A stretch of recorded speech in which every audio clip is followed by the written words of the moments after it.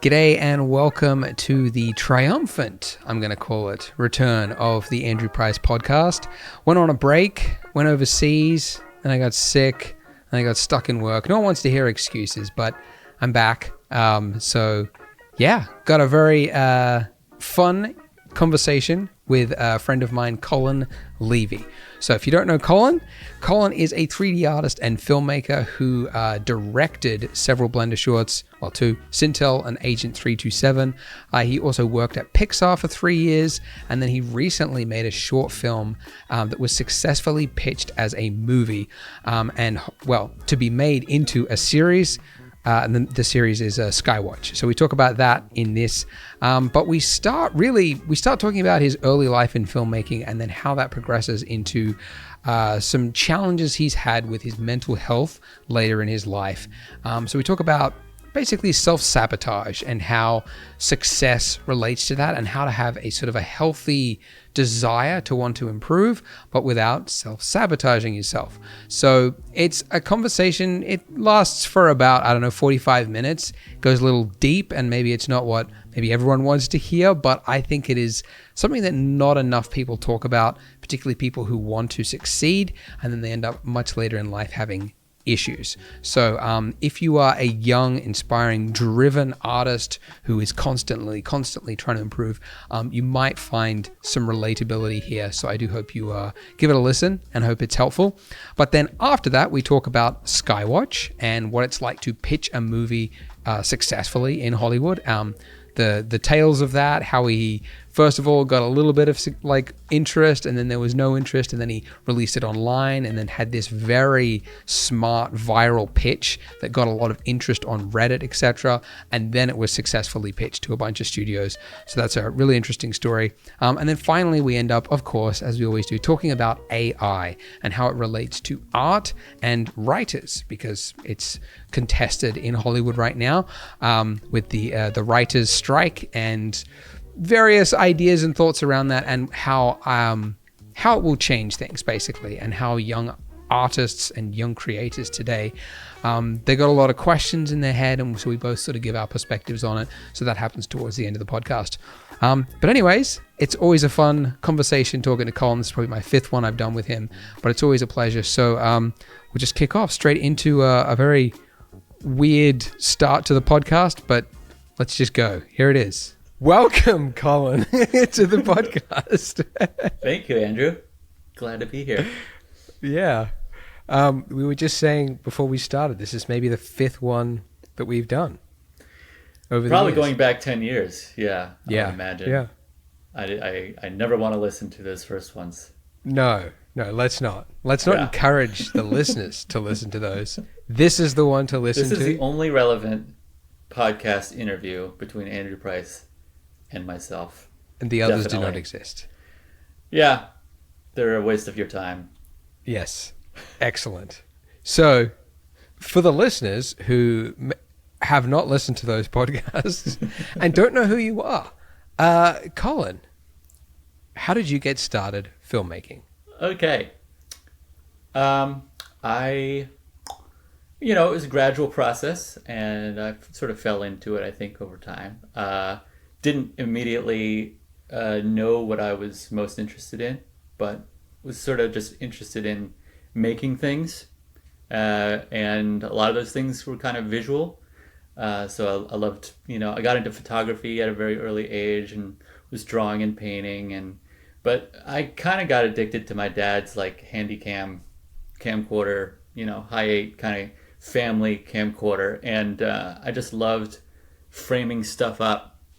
And I love framing stuff up with the photo camera, but there was something magical about hitting record and capturing a moment. And this was, when I was 12 or 13, and I've just it was so organic and slow motion, but, started making stuff that was more involved than just documenting my brother's birthday party.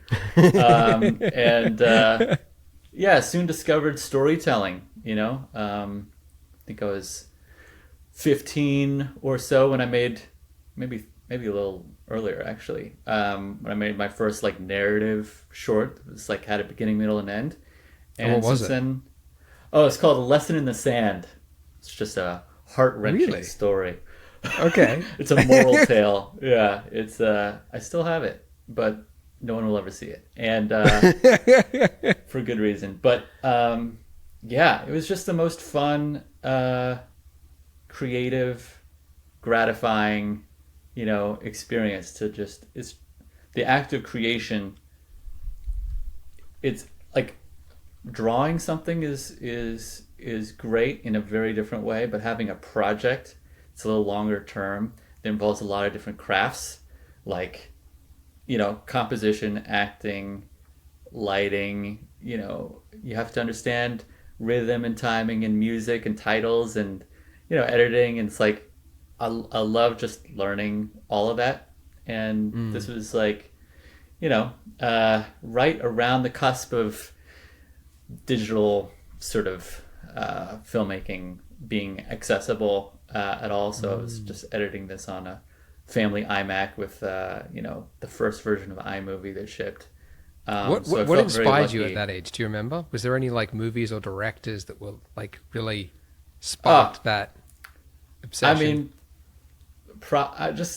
I was kind of sheltered as a kid, so I didn't actually see like I wasn't watching TV. I wasn't playing video games. This is actually probably part of the reason I fell into this was because there was so few avenues that my parents encouraged.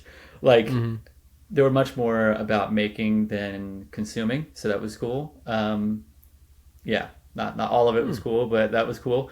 I watched a ton of Disney. So like I would say probably biggest influences were like Lion King and Winnie the Pooh and Aladdin and these 90s classics.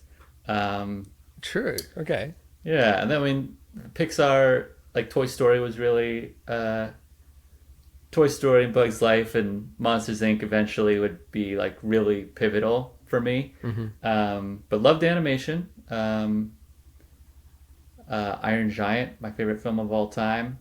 And for some reason, I think animated stuff made a bigger impression than live action film. But I know I watched a lot of the same VHSs over and over. Free Willy being one of the main ones. Oh, really? Free Willy. Wow. And Liberty Valance, some old classics, James Stewart, some Hitchcock. I have no idea. It's just whatever VHSs were lying around.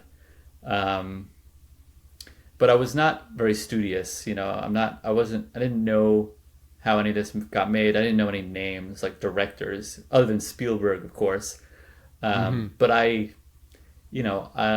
Jurassic Park came out at an age where all my friends were able to watch it, and it was too scary. It was too parental guidance-y for my mom. You and I have that in common. Strict parents, also not allowed to watch Jurassic Park. Yeah. Interesting. It wasn't until I was like, I don't know, probably graduated high school that I watched Jurassic Park. Yeah. And was like, me too. I was impressed then. Like, 2005. Coming up, I was like, this is pretty good. coming up on the 30th anniversary. Oh, wow. I thought. Yeah. But that doesn't make sense. That was 95, wasn't it? 95? I forget. So it'd be 2025 then if it was the 30th. Oh, the 20. Oh, shit. I have to look this up. For Or some maybe it was reason, 93. I thought. Okay. Well, anyways. Okay. Not gonna look it up. So you were into animation for whatever reason. So when did you get into Blender? Oh yeah, so I came across this Star Wars fan film forum. I was into Star Wars, I guess.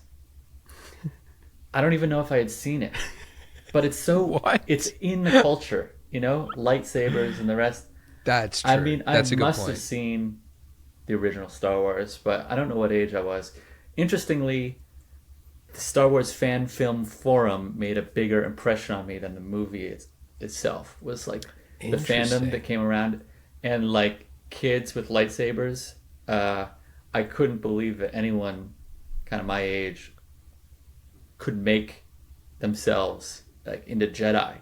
And there was a a site called Blender Wars at the time that had some crude 3D models of, Millennium Falcon or other X-Wing fighters, whatever. And that was like how I first heard about Blender. And this is Blender 2.2, 2.32. Yeah, maybe? yeah. 2.28. And, it was a very, very different program back then. And oh yeah, I remember it fondly, but I was the only so tutorials were just like on some random HTML website, like a bunch of text and like maybe one or two images. You just have to like figure it out. Yeah. Oh yeah. I mean, I ordered the physical manual that was like amazing once 2.3 came out. I don't know if you remember that.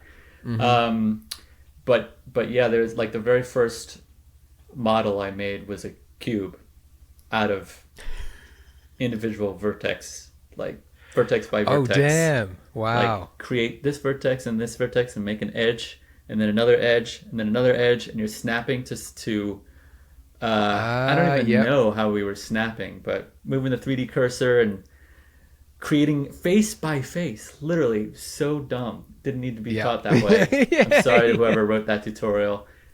I understand learning the foundations, but that was I deleted Blender off my computer, and I didn't try it again for another like 6 or 8 months. Wow. But I'm glad I came back around. And it was just so much trial and error back in those days, although not much has changed. Yeah. What does this button do? Yeah, unfortunately, there is most areas of Blender. Yeah. Like you think there's so many tutorials online. Like surely everything's covered. Like no. It's like if it was like, a map of the world and it's like the charted area is maybe like 20%. Yeah, it's 80%. Like nobody knows what all those settings do because no one's gone through the trouble of trial and error to figure out what it is. Basically, the entire simulator system, all those values, nobody has a clue. Yeah. What dampening internal spring settings do? Right. The cloth simulator, like nothing. You kind of have a vague sense. Even the wiki, the manual, doesn't know what it is because it just repeats the tooltip. So like nobody knows. I feel like I learned, some habits that may not have been the greatest, but there is no substitute for just time and persistence, you know? And I just spent so much time. I mean, honestly, I'm seeing my whole life differently these days. But, I definitely like escaped from the pain of my teenage years, like in my room on the computer learning Blender and making projects and posting my work to forums. It was like the way that I found purpose and meaning and validation, and how I kind of figured out what it was that I wanted to do with my life. So just it's like on the one hand, so grateful for this avenue and for Blender and for, having discovered just like the path and how it unfolded. And then on the other hand, it's like I'm today at the age of 35, like learning how to be a human still. Because I've been so laser focused on my freaking work, literally for the last 20 plus years, making movies, at the expense of all else. So can't recommend that. Yeah. But, well, we don't need to get there. We can definitely dig into that. I think we should. Yeah. But first, leading up to that, so tell us. So you started making these little Blender VFX-y short films, and then you eventually ended up working on an official Blender film called Sintel. Yeah, it was a really magical time. I really loved, making still renders and animated things, but also live action stuff that used Blender for visual effects. And basically, it was kind of a one thing led to another situation, but I don't need to make a story out of it. But yeah, Elephant's Dream came out. I was so excited to follow the progress of that first Blender Open Movie project. I was such a fan of Andy and those guys, Bassam, and I was like 16 at the time, and got the chance to like help out at the Blender booth at like one of their first SIGGRAPHs. So it was in Boston. They didn't have their own booth actually. It was the open source pavilion, and Oh, I wow. just Yeah. I showed up to volunteer and got to meet Ton, and that was such an amazing moment. But I think from that point on, he was kind of following my work, and I was just posting my stuff online. But I also submitted to be an artist on Big Buck Bunny, which was the second Blender Open Movie project. Was Right. Yeah. waitlisted, and so I could have, potentially gotten to work on that if they had gotten more financing. So Okay. that was just like a slow motion conversation over a period of years, but still one of the, probably the luckiest thing that ever happened in my career was Ton giving me the chance to move to Amsterdam and direct the third Blender Open movie, which became Sintel. So I lived And in you were how old Amsterdam then? for a full year on that. I was 21, turned Okay. 22 on the Yeah. project. Yeah, I was the youngest one on the team, and it was freaking so stressful, so galvanizing. It really was formative. And I was in Amsterdam, like I was just in Yeah. this foreign land, and it Right. was Yeah. a overwhelming but beautiful experience that I will forever be grateful for. Yeah. And it's kind of where I feel like I grew confident at that moment that I want to do more of this. That Mm.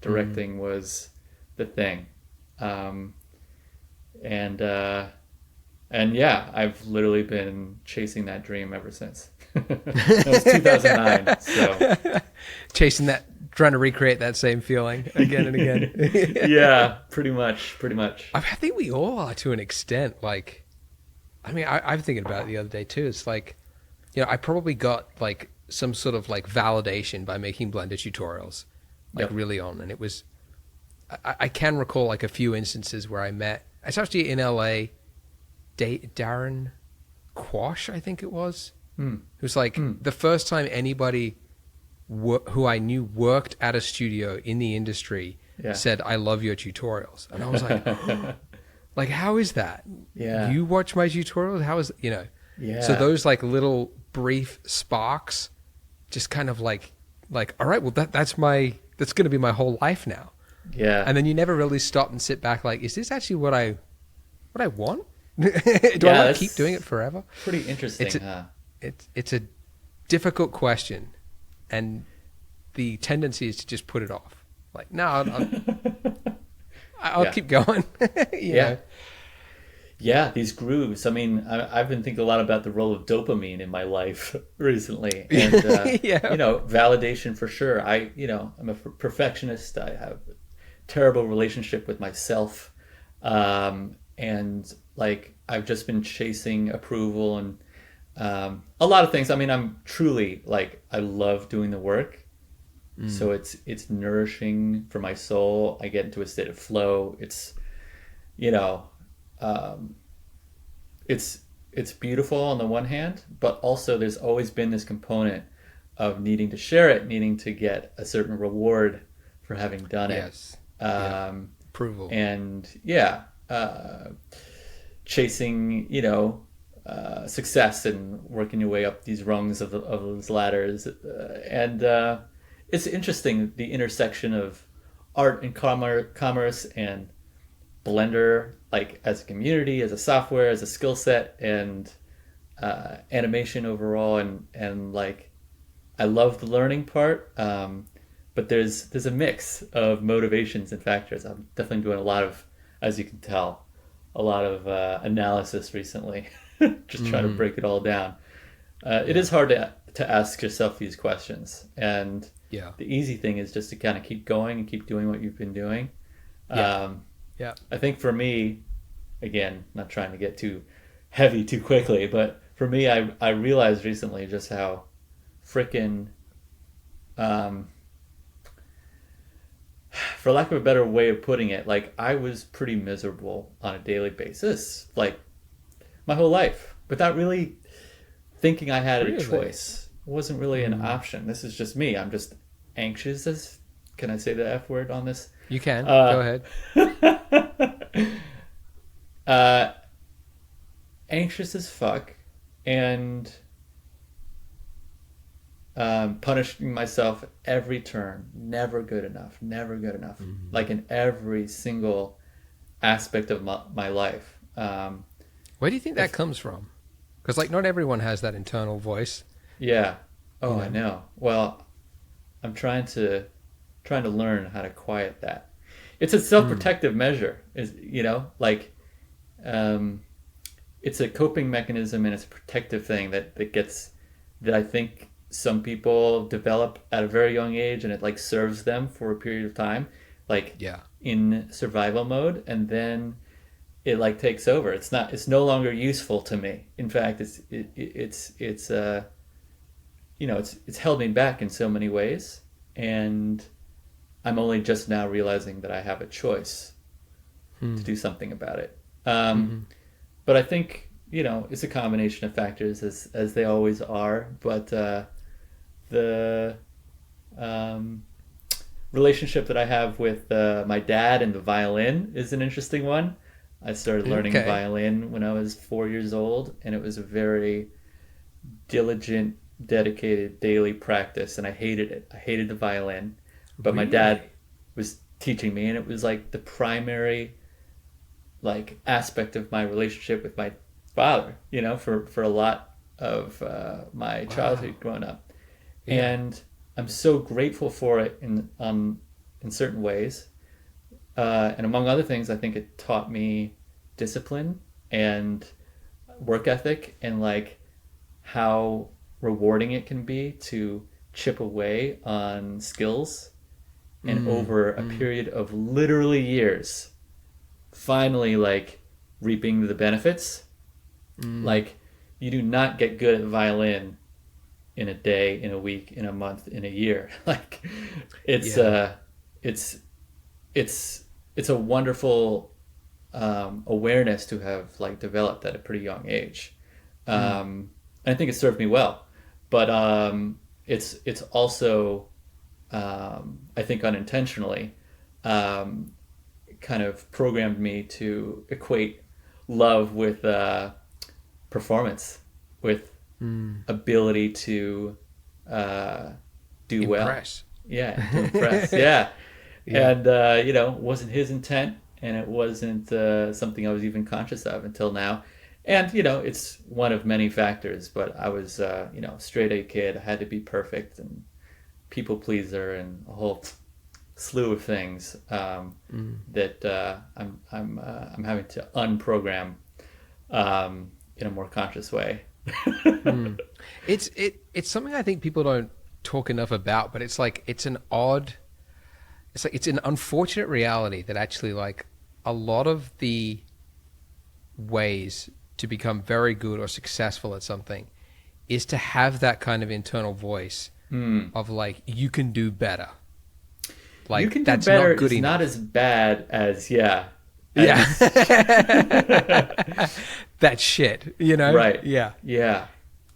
Like, that's true. But like, I'm sure it's a balancing act. Mm-hmm. It is a balancing act, and you can tell that a lot of high performing people have an unhealthy relationship with themselves, or they will eventually. Yeah. Like I mean, not to throw this guy, but I was listening to like Mr. Beast, an interview with him. He is so focused on trying to make the best videos possible, and the best in terms of like engagement and views. Yep. That he says that he basically has like regular, like he's got a group of friends, and every day they jump on a call. Yep. And they just rip apart each other's videos. Like, just shit all over them. Yeah. Like, you could do so much better this cut here. Like, that was a weak camera angle. That was a poor intro. Like, and because of that, he's been able to, over the years, just get really, really good at making engaging content. But I do wonder at what cost it might have And I don't know. Maybe he's got a completely healthy relationship with it. Yeah. No idea. Don't know the guy. Never met him. But it's possible also that you could reach a time where you're never satisfied and you never feel that you've accomplished something because you've still got that. You've never turned that switch off that says, like, let's rip this to shreds. Yeah. I used to be good at or proud of, it's interesting. It's like the difference between I made a mistake and I am a mistake. And I used to be very good at, or like proud of the fact that I could separate myself from the work, rip my work to shreds. This is how I learn. I love critique. Give it to me straight. And I embrace that, and this is so I felt like I had a healthy relationship with critique. But I think that, like I said, it's a balancing act, or it's a fine line, or, for me, that was just one way that criticism, came into my life, and it was probably one of the healthier ways. But I've been my own worst enemy. That's, I think, the main realization is just even on a daily basis, not being able to relax, not being able to be present with human beings, not valuing connections with friends. Like, I always had to be working, always had to be, pushing forward on my project, whatever that happened to be at any given time, and would never feel like I had done enough. And, that's like, is that related to the sort of critique stuff? Probably not. But this is more like my self-punishment, that I would just, relentlessly, just relentlessly pushing and pushing and pushing myself in a way that, I thought was good, but has definitely backfired. Which we can talk more about. But was it like a feeling that you like couldn't ever do anything that wasn't work? Like you didn't have any downtime? You weren't able to relax, just goofing around? Yeah, even in high school, I was like, I really had a tough time like shooting the shit, like just hanging out with friends. Like I didn't know how to do it. I felt awkward. I just didn't fit in. I felt, is this fun? Is this what fun is? Like I'm not having fun. I don't know how to be. Like I'd rather be working in Blender. Like yeah. What's wrong with me? And that was my own self-talk too. Is like, there's something wrong with me. And all these things are interconnected, but it is, I've had at this point a string of relationships that I won't say they're failed relationships, because each one was amazing and beautiful and perfect and in various ways. But like, this has been a recurring theme. Like at some point, I'm the problem. Yeah. I have trouble being present. Like I have trouble watching movies for pleasure, even as an example. Like I'm proud of myself for watching a movie now. It's like, good job, Colin. You took some time to do something that you want to do and nourishing. So I think it's been progressive. It's gotten worse over time. True. So you weren't able to, like, what was the internal dialogue when you were trying to watch a movie previous to that, or that you wanted to watch a movie? It's kind of like, it's a waste of time. Like, I should be working. I should be working. I should be. There was a lot of shoulds. Live my life with shoulds. I shouldn't have done that. Shouldn't said that. Should have done this. I regret making this decision. Here's a great example of my anxiety. It was like, and man, I'm so grateful to Pixar, and maybe we'll get there in our conversation. But like, I feel like of all the things I learned from my 5 years at Pixar, the most important thing was just freaking like being socialized, going into an office and having to navigate from the parking lot to my office and maybe grabbing cereal along the way. I bumped into people and I had to just have imperfect conversation after imperfect conversation, and no one would think that I was weird or that there was an issue. Like, they were all fine. But the thing is that after every single interaction, I'm like, fuck, I'm an idiot. This is... really? Yeah. Oh, big time, man. Big time. I'm an idiot. I just felt like an imposter. I felt like I just constantly disappointed myself. I wanted to be perfect in every moment, in every interaction, and desperately wanted to be like adored by everyone I've ever met. And that's kind of unrealistic. I'm not a robot. I'm not a perfect AI. I am a flawed human being who, has brain farts and forgets people's names and says something dumb because he's sleep deprived or whatever it is. Right. And so I really feel like, even though I've been struggling with this stuff for obviously my whole life, my time at Pixar was just putting in reps, putting in a lot of practice at disappointing myself, or just... It used to feel like in middle school or high school, like I was going into war. I was going to battle. And because it was like the same problem in my head back then. And working in an office can sort of be like that too, but I think there was so much positivity and so many, incredibly talented artists and so much appreciation. I felt, there was a lot of affirmation that sort of came out of that time, and I think I grew a lot, grew a lot more confident, and learned how to be in the world a little bit better. So because I'm sure there are people listening who can relate to everything you're talking about. So what advice, if you could reach back in time and speak to Colin working at Pixar, beating himself up about a conversation that he had with a coworker for not being perfect enough, what advice would you give? What would you say, do you reckon? I mean, the thing is, I felt like I was a pretty self-aware person, and even then, like, I remember coming across the quote, "You'd care less what people think of you if you realized how little they did," right? And I love that quote because I knew it was true. I care so much what people think of me, and I know that no one is thinking of me. It doesn't necessarily solve the problem. I would say the main realization that I've had is that these issues will not be solved through knowledge. They will be solved through action. And I have started to prioritize in my life the things that fill me up, make me feel whole, make me feel happy.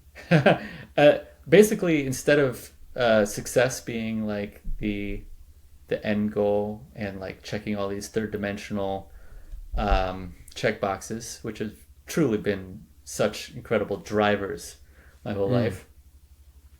It's almost like enlightenment is the new goal. Like, I just need to figure out how to be okay today with how disappointing my life is today, with how shitty the situation is, or if I can move through today with joy, man, like, I've unlocked the key, and it doesn't matter. It doesn't matter. So, like, nothing I could possibly say to myself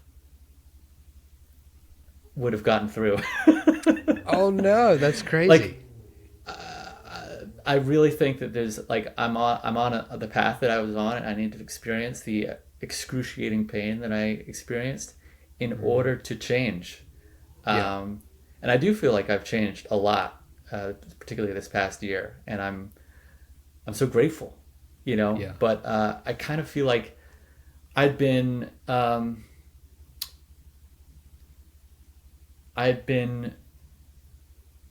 a little bit of a victim of my success.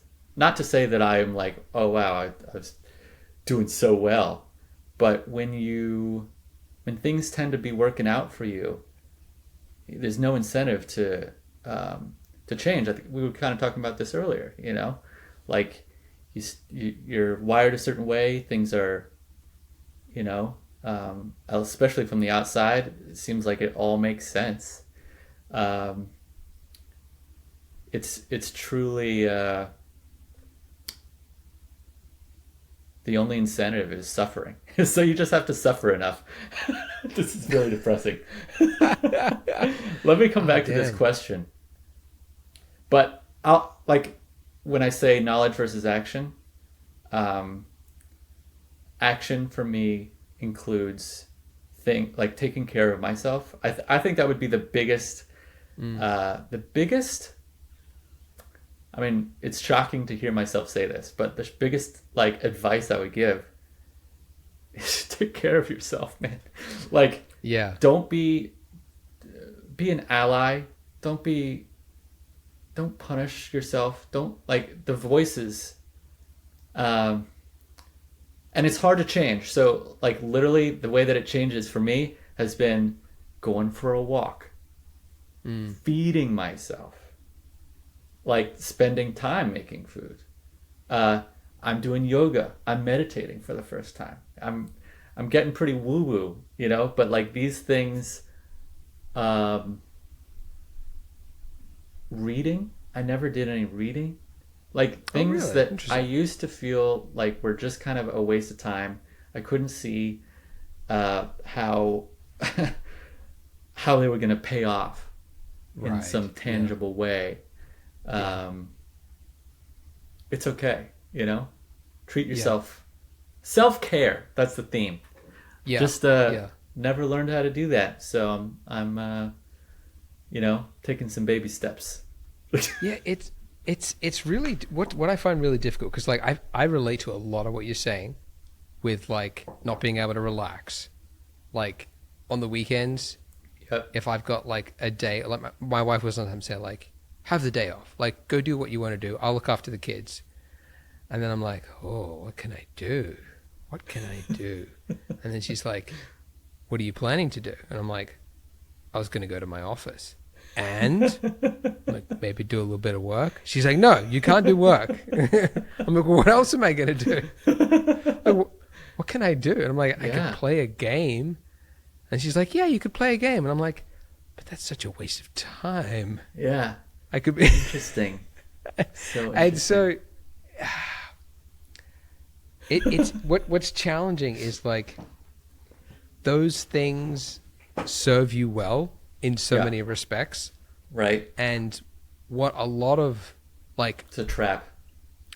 What if you meet a young person today and they're like, hey, I want to be a great 3D artist. What do I do if I want to get a job or just become a good, artist or something? Yeah. I'm just just obsess over it. Yeah. Work really hard.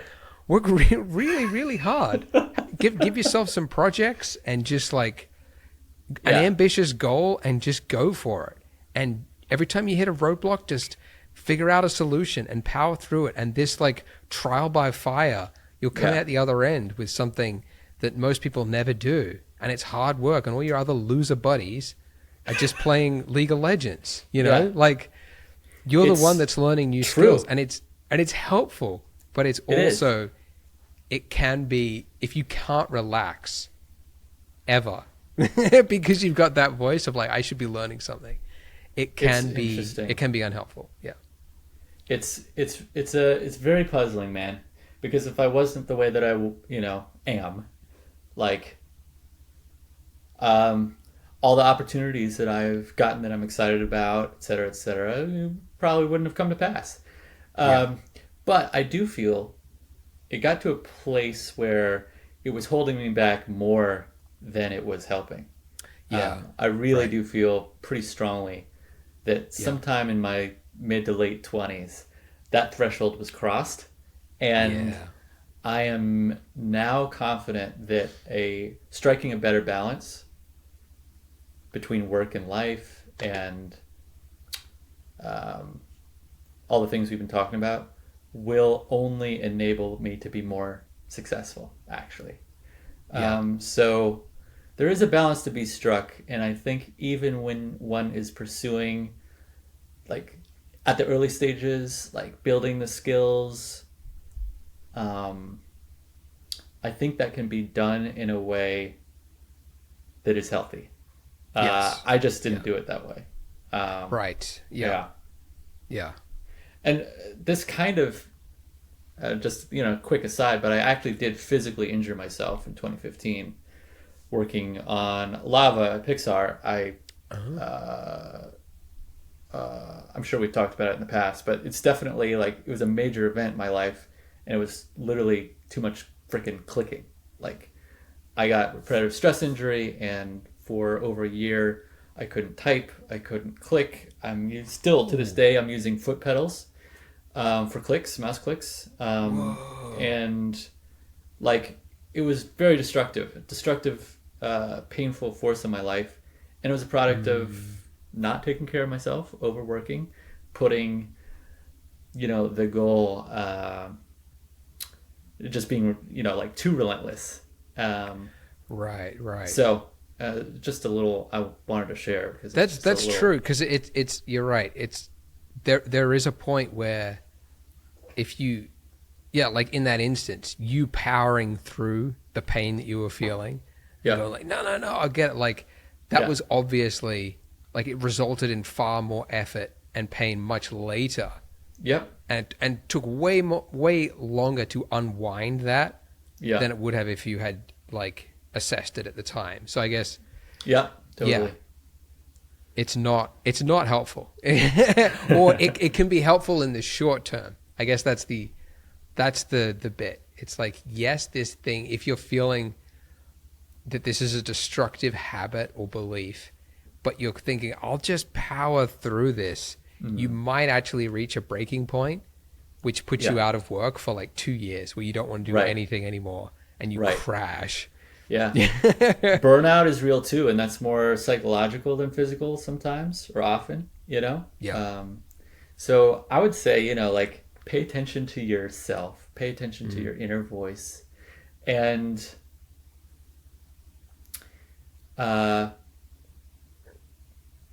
your relationship to yourself is the most important thing that there is, in this life. And just prioritize that relationship. It's as at least as important as what your boss thinks of you, is what you think of you. And I've always put it, like, dead last. So, yeah. Interesting conversation so far, Andrew, I have to say. Yeah. No, I mean, we jumped straight into it. I think, I guess, I mean, to a lot of people, this conversation is, like, boring. It's like, just, like, get to the good, like, give me some advice, give me some tips, some tricks in Blender or something that'll get me more realistic images. I don't know. But a lot of people, not many people do talk about this, especially, like, people that probably need to hear it, like people that are, like, high performing, or that type of A-type personality that just wants to accomplish everything. And then they do hit, burnout later. So anyway, I do think it's helpful. No, I think it's relevant. And I mean, I have so many opinions about all sorts of, I mean, I'm tempted to start talking about how destructive social media has been. And I don't know how it feels relevant to the conversation we're having, because it's so impactful on one's relationship to oneself. Tell me about it. What are your thoughts on social media? Well, it's I've been legitimately addicted, and it's I was like, I've been on Twitter since 2008 or whenever they launched, probably, and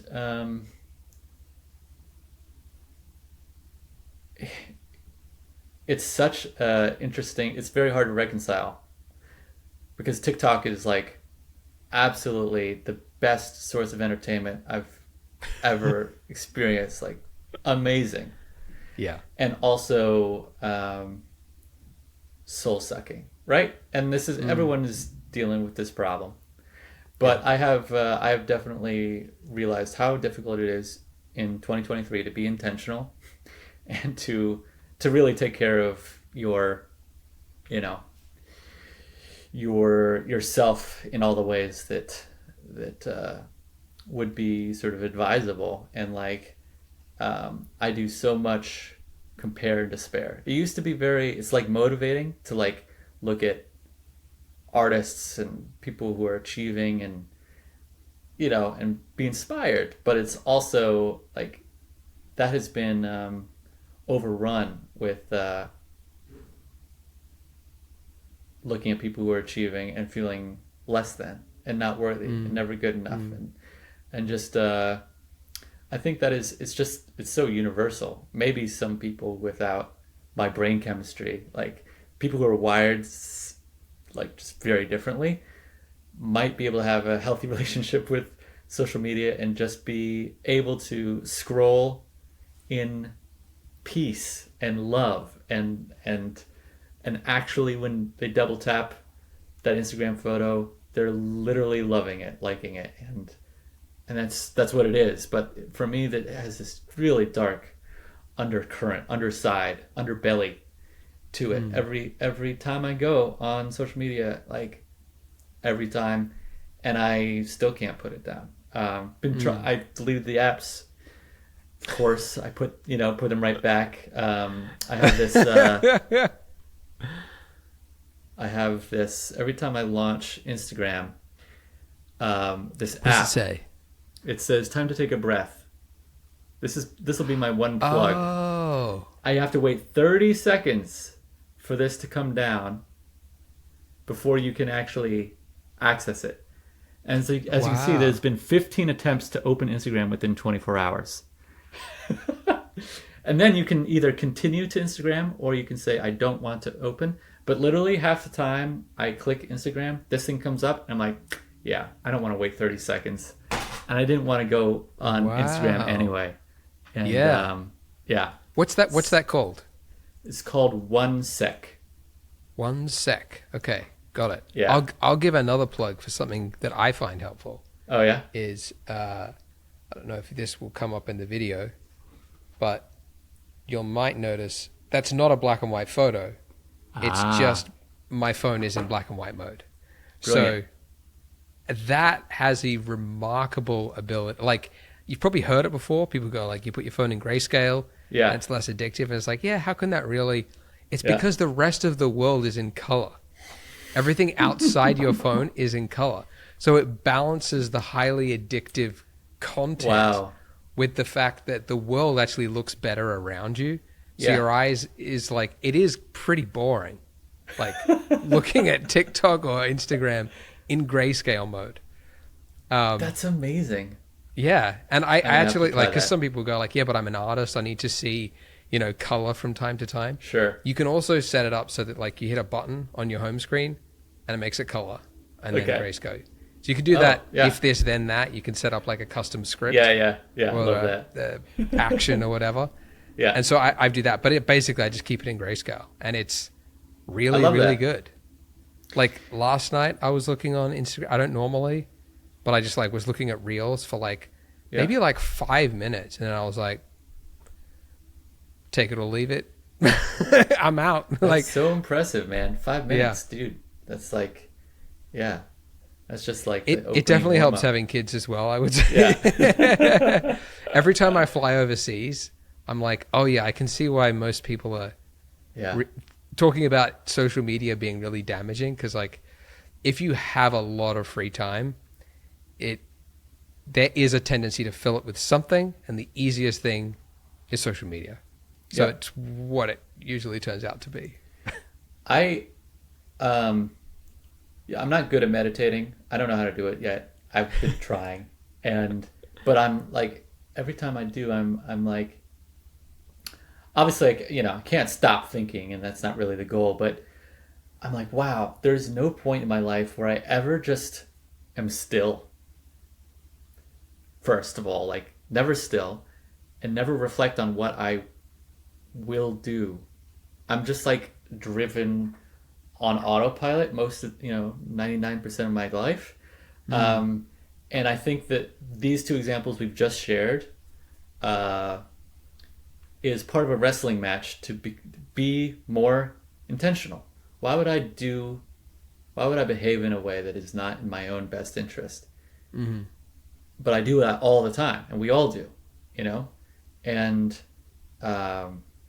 it's very hard to do for a whole myriad of reasons. But I think that, like, especially in this very noisy world, it's like one of the biggest challenges that there is in life. Like, at least for me right now, is like, and it's not the same as like having a to-do list and just marching through it. It's like, I want to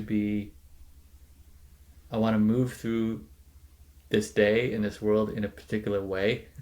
And I want to make decisions that are going to serve me, and choosing to open TikTok, I don't know how it serves me, other than delivering that dopamine, which it does very effectively, and distracting me from my life and what is real. I live a lot in fantasy, man. Fantasy. Like, I'm in the past, I'm in the future, I'm in an alternate present. I'm never here. So yeah. It's like all this stuff. Sorry to ramble. No, it's. I know what you mean. I think it's talked before about dopamine. It's actually a great podcast episode by Andrew Huberman. I don't know if you've heard of him. I have seen some great YouTube. Okay, he's got like a 2-hour, one of his like early episodes, which is on dopamine. I think it's his most watched video.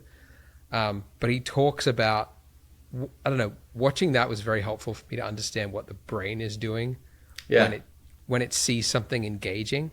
It basically sets like the new benchmark up here. Right. Of like, this is what your normal is now. Basically like actual drugs do. Yeah. Like, this is now your base.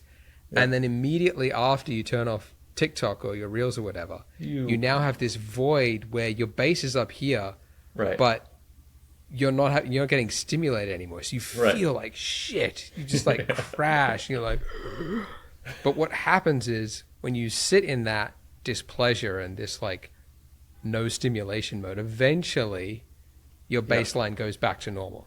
Yeah. Yes. And just that explanation of understanding the chemistry and what's happening, I found it very helpful to see how being constantly stimulated, and every time you're bored for even a second, standing in line for something, pulling out your phone, to just be reminded that like, of course you want that. Like, of course, like that's like biologically, like it's stimulating. It's a literal drug. Yes. And you wouldn't shoot up while you're standing in line, but you pull out your phone. It's doing a similar thing. It's giving you dopamine. It's not like 20x the dopamine, which is what like heroin or whatever is, but like it's still significant. He does actually explain like the different levels and what each drug is.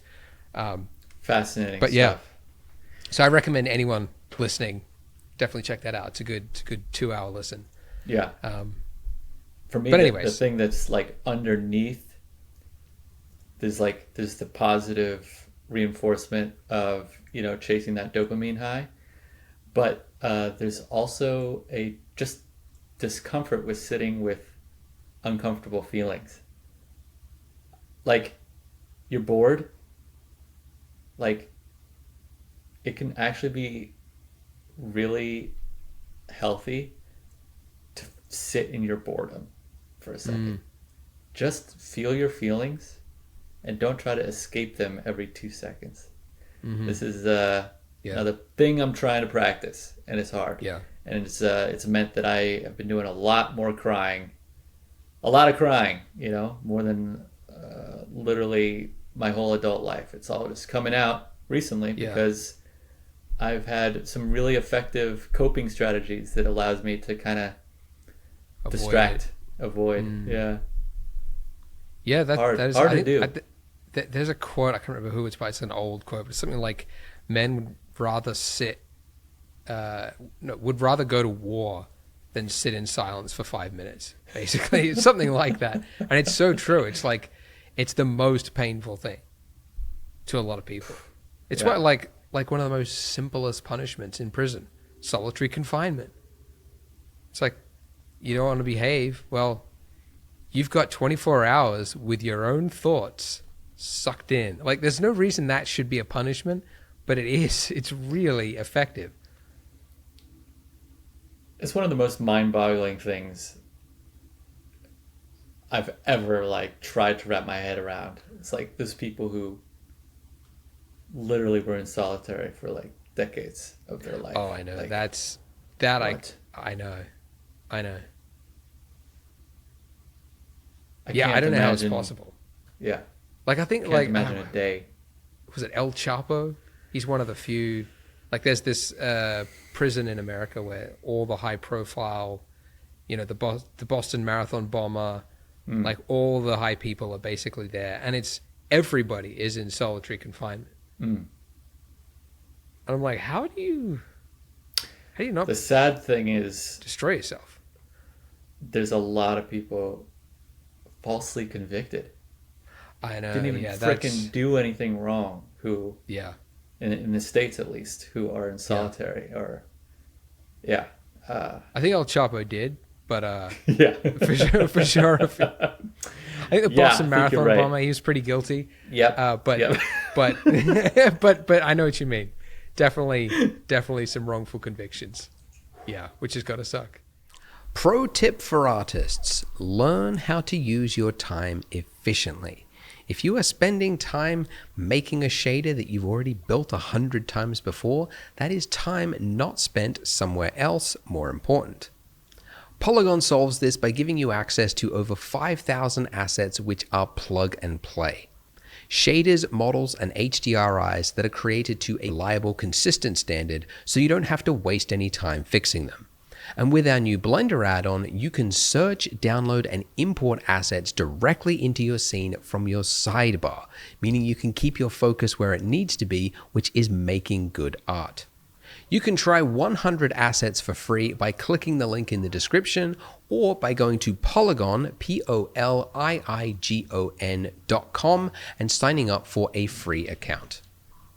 I just keep on pulling out the happiest topics. No, it's good. I mean, it's not getting real with you, typical. Man. Yeah. Yeah, but it's helpful. Let's talk about Blender features. What are you excited about? Blender 3.0. 3.0. Wait a minute. 4.0 is coming out.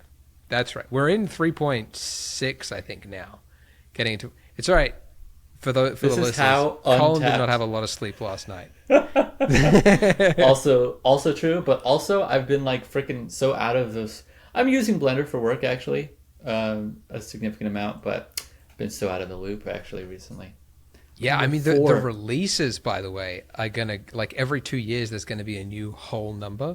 So it's 4.0 is coming out in November, and then in 2 years there's gonna be 5.0.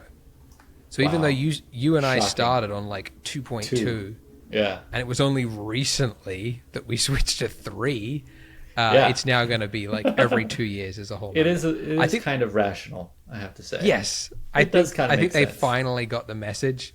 Everyone is like, guys, this makes no sense. Even in development standards, nobody does this except you. Yeah. Yeah. But I don't know. What am I excited about for Blender? Just to completely change the topic. I mean, I am actually it's good that Blender is focusing on, I think the weaknesses, because one thing I've heard from a lot, talking with people at other studios, is everybody uses Blender for previs concepts, and modeling. If you're in game dev, it's modeling. It's very good at that. But actual production has to be done in Maya. Why is that? Because of rigging and animation. So one thing I keep hearing a lot is the rigging and animation tools in Blender are subpar. Because of that, they all have to use Maya. But if they ever solve that, then it could be used in production. And so apparently that is, it's the Animation 2025 project, Cool. which is being worked on now, hoping to be finished in 2025. But it's like a complete overhaul of that system. So that's pretty cool. Yeah. I'm getting my Blender news straight from the guru. Not been following it, but that is amazing. Yeah, I mean, there's too much. Like, I started running a newsletter called This Week in 3D. Yeah. Purely because I was not finding. I was like, it was hard to keep up. So I'm like, unless I set myself every week to read the news, I'm not going to read it, and I won't learn about it. So that's how I know it, basically. Yeah. No, it's awesome. Well, let's coming back to some. Let's say we got a bunch of young people listening, and they're like, "Listen, mentally, I'm tip top. Yeah. Let's get into some. Let's get some goods here, some value. Yeah. What advice would you give to a young filmmaker? I'll just leave it there. What advice? Yeah. Aspiring young filmmaker, straight out of high school. It's hilarious that what I'm about to say is following the conversation we just had about TikTok, because I'm like, make shit and post it to TikTok. Get on social media. Yeah. Be unrelenting in quality and striving for success. Yeah, how do I just... This is exposing. But I think what you prefaced it, or you ended it before with like realizing when there's a point where it's unhealthy. So that's the key that we'll assume honestly, goes before all your advice. Yeah. I have often wanted social media without the... So like I want Twitter where I can't actually read anyone else's tweets. It's just a compose window. Okay. So I can express myself and send something out into the world and have no interaction, knowing that it's plugged into Twitter. And I really feel like the more you can use social media in that way as a means of expression, of sharing your work. Yeah. If you can be more of a creator than a consumer on these platforms, then I feel like a balance can be struck that is healthy. And hopefully you'll get the sort of affirmation that you need to kind of keep going, keep pushing your skills. I mean, social media can be an incredible force for good, obviously. And like so much, endless amount of inspiration out there. And the storytelling that I am frequently bowled over by on TikTok is like, I really am convinced the next generation of like consequential filmmakers are definitely on TikTok right now,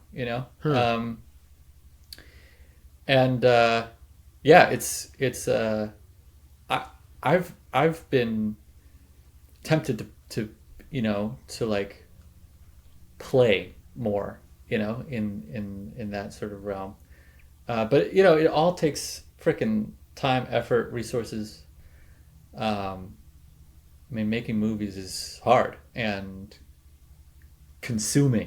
all consuming. So in whatever way that you can, I'm going back to the advice thing, find a way to keep creating, and don't just sort of copy stuff that you've seen out there or do what you think will be received well. Make something that means something to you. Yeah. I think I've done not nearly enough of that. I think this is advice that I would give myself. Really? Interesting. Oh, yeah. I mean, too much copying? Less about copying or emulation, but more about the fact that like the most emotionally gratifying project I've done was this 4-minute documentary about my grandfather. And that was hand-drawn, and it was like so different from anything else I've done. I'm really glad that I had the courage and the right sort of events in my life transpired so that I could break out of my comfort zone and make something so different. You know. Yeah. But Skywatch, I've been working on that for close to 10 years, Andrew. 10 years. And You use that in the sense of you're currently working on Skywatch. oh, still working on Skywatch. We could talk about it.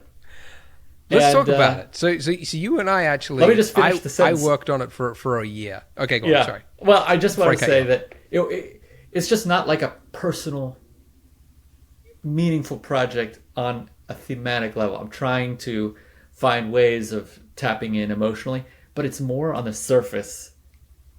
Looks and feels like the type of movie I love and want to make. I'm still enthusiastic about it, but if you're going to be putting so much time and effort into a project, I just feel like, especially today, you want to take what's unique about your own life experience as much as you can, and share that truth with others. That's I think would be my advice. But yes, 2013 is when I was sending you my first there you go, early drafts of okay, of the short script. Yeah, I remember I was in San Francisco for 2 weeks, I think. Stayed at your house. Continued we did one of these interviews for a year. Yeah, we did one of these interviews, which is for sure unlistenable. Yeah, just trite. But and then a long time in development from then until it was released. When did you release the short film? I was about to turn 2020, and I was like, I cannot allow a new decade to roll around without having released this. So we released it in December of 2019. There you go. The conference was a couple of months earlier, October. Yeah. So yeah, I remember that. Okay, and so what happens? What happens when you finish a short film? Yeah, and you want it to be made into something bigger, which was your plan, either a movie or a TV show. Yep. Walk us through what happens next. Well, I went in with I put all my eggs in this basket, so 7 years of willing this thing into existence, raised money, put teams together, spent all my time and energy making Skywatch. It was my dream passion project. I quit Pixar to finish it, etc., right? Did a Kickstarter, and I was not going to let this opportunity go to waste. And I had enough experiences by then to know that you need more than a short. With Sintel, people were interested in developing Sintel into a feature, but I didn't have a feature script, and that opportunity kind of came and went. Interesting. And that was 2009. So in those 10 years, I was like, I'm going to do this different. Worked with the co-writer, my friend Mike at Pixar, on adapting the short to a feature script while we were making the short. So when we released the short, we were ready with a 20-minute pitch with a 90-page fully executed feature screenplay, and just tried to be super prepared. We had concept art for the feature.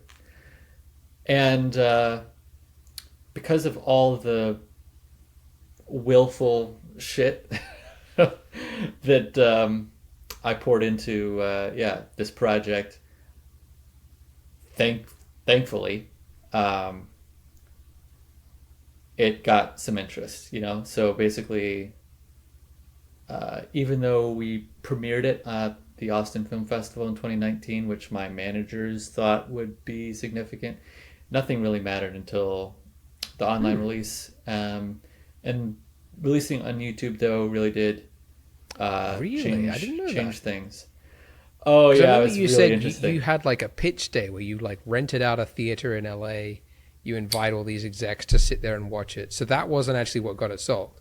We were considering doing something like that. We ended up doing essentially a screening, but it was a little bit more of a friends and family kind of experience. What we ended up doing, though, was on the heels of our premiere, which was at the Austin Film Festival, we sent out a private screener link to a ton of execs or whatever. And from there, we booked a whole round of pitch meetings. So probably about 15, 20 pitches that we gave to development executives at various production companies, including some of the, places like where my heroes, like Amblin and J.J. Abrams' company, Bad Robot, and like all these places that are like, oh my God, like this would be incredible. Netflix, like this is it. And everyone loved the short.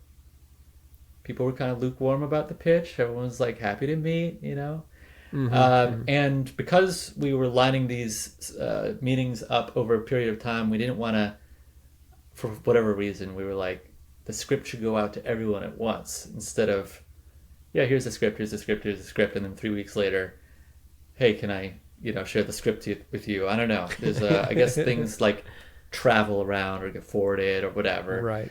I don't even know. But got some sort of crickets, and the timing was not the best in terms of like holidays, Thanksgiving rolling around and stuff. So like we just weren't hearing back. We were getting passes. Anyway, we didn't get every single no. Like maybe there was going to be some yes in there, but it was not looking good. And I was starting to feel pretty depressed. Like, wow, is this really it? I guess we should release it online, But like it really felt like that was the big swing. I just took it, like just pitched it to Paramount, like in all these places. Like, okay, cool. I didn't know this. Interesting. Okay. Yeah. So it wasn't actually that was the bit that was a success. It was later, the online launch. It was the online release, and a combination of factors, probably a short of the week premiere, the slash film coverage. I just feel like the right people saw it. Instead of us trying to push it onto people, it was drawing, like people were coming to it, and talking about it. And right, it wasn't how did you get viral... that? Because it's got 1.7 million views. That's pretty unusual for a short film.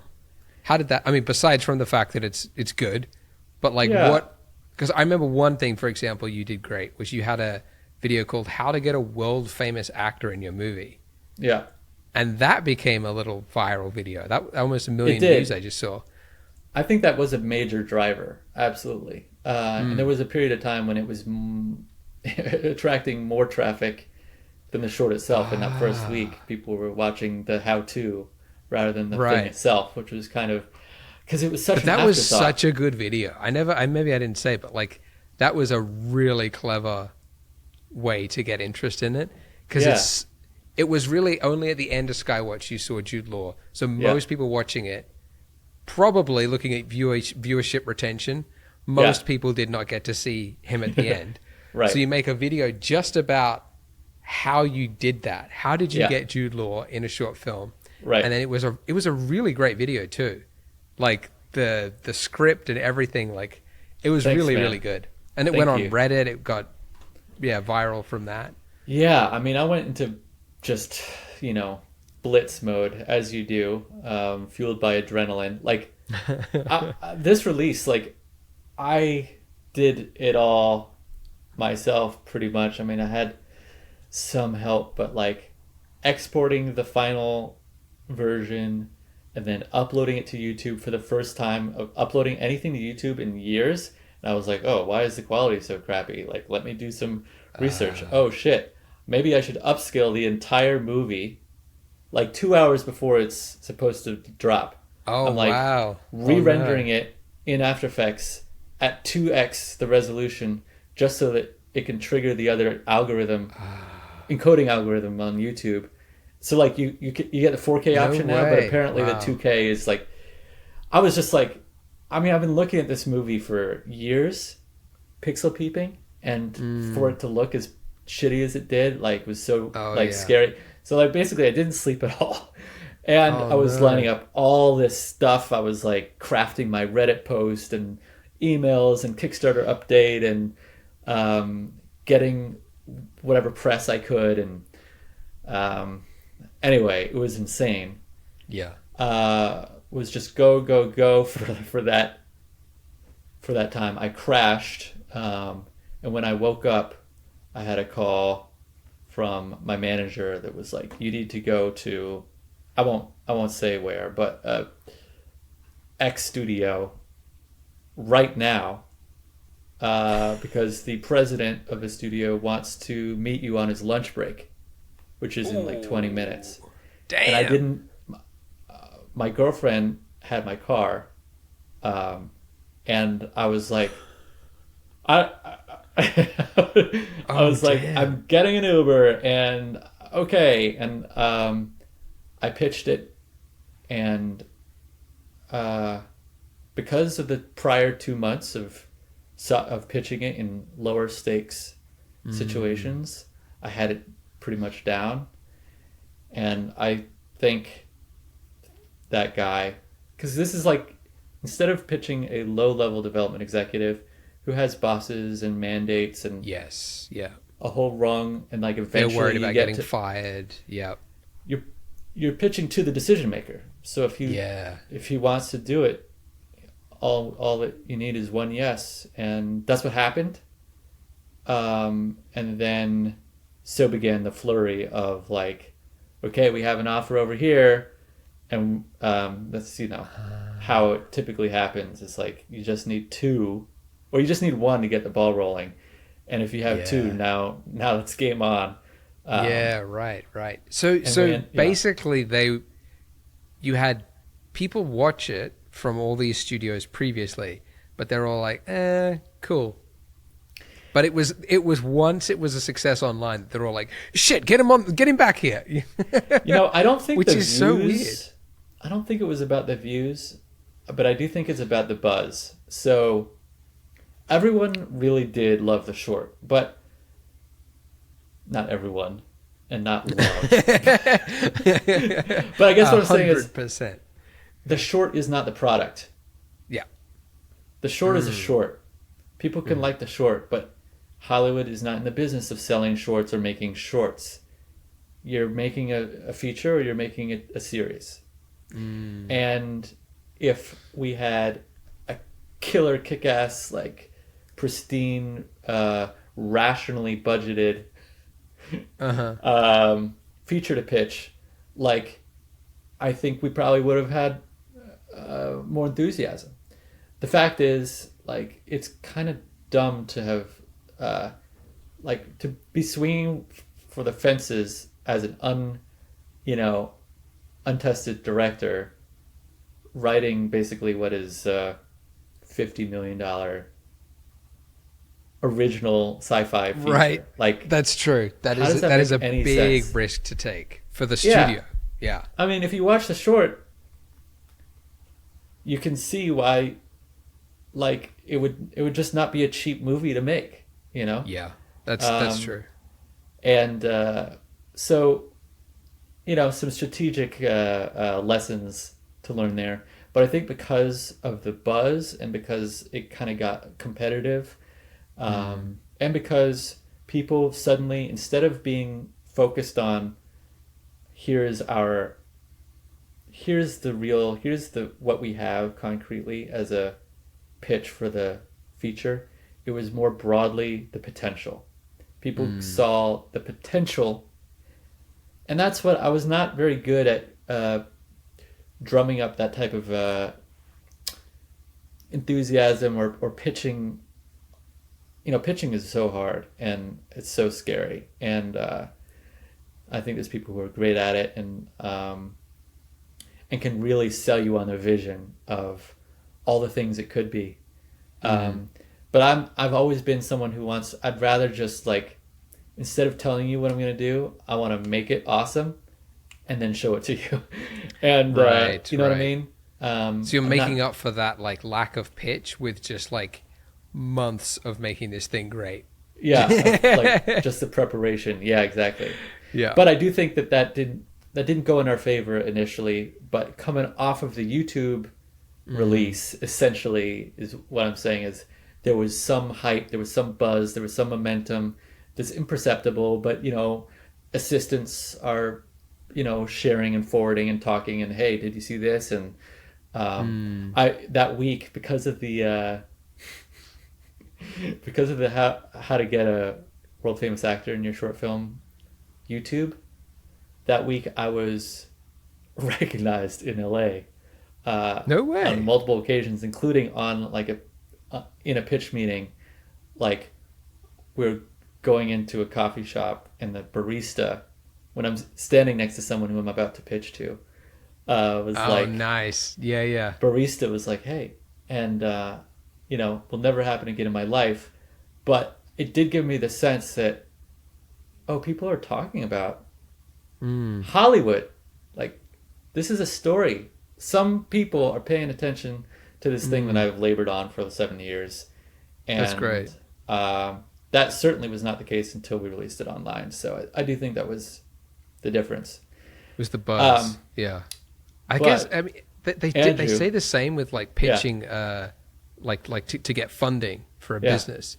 It's that FOMO. They always say, if you want to get funding, you need to build up some sort of either fake or real, but some sort of feeling of like, this round is about to close, and we've got this many people interested, now or never. Right. It's so weird, these dynamics. What I was going to say is that I am telling the story as if it's a success story. But here's the thing, Colin. Here we are, 3 years later. It was successful at what you wanted to do, right?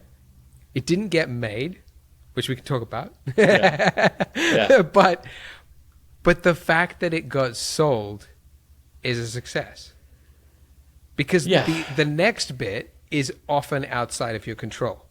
Yes. So although it doesn't have the, everything everywhere all at once kind of success, all these Oscars behind it or whatever. Yeah. I don't know. I feel like it's being a little hard on yourself to say it was a failure.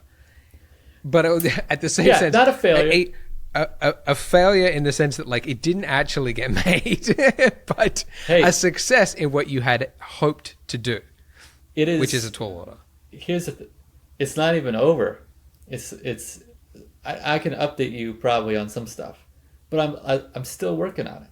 So this is what I think is surprising and frustrating, is that I thought my life would change.